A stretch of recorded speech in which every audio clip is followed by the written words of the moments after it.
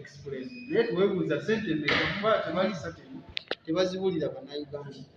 Tebabanga ke kamu kawindo ke bakozesa okugenda babeere nga bajjaku bannayuganda ssente kutino kubanga bo balwiseewo okuwa bannayuganda national IDs abantu bagende for emergency oba express bo bannaffe bafune ssente. N'ekirala kino ekyo kirina okulekera awo national ID y'omuntu tetwala budde buwanvu okugifuna, naye ebintu byakusimba layini byakukola ki n'otwala emyezi n'otwala ewiikisi.